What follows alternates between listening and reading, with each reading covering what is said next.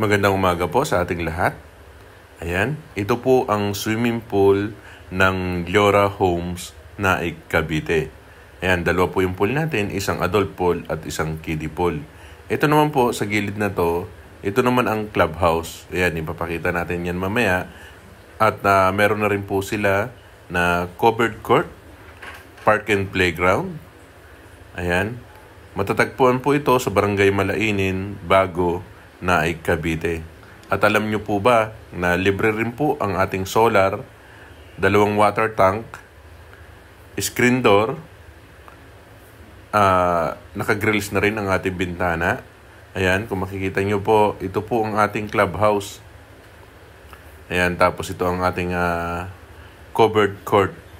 Ayan. Andito na rin po ang ating park and playground. Ngayon, ipapakita ko naman sa inyo ang turnover unit. Ayan, ito po ang turnover unit natin. 50 square meter ang ating lot area. 44 naman po ang ating floor area. Pag turnover po sa atin to, wala po itong tiles at wala pong partition. Ayan. Pero ipapakita ko rin po sa inyo ang ating dress-up model. May solar po ito at 2 water tank. Ayan, para po sa fresh water at saka sa rainwater.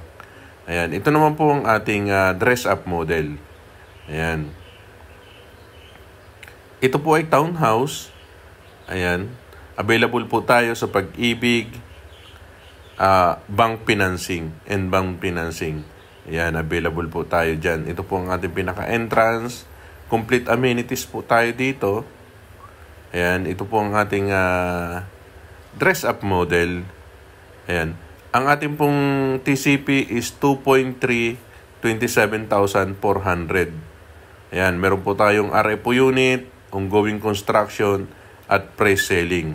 Okay po, maraming salamat po at magandang umaga.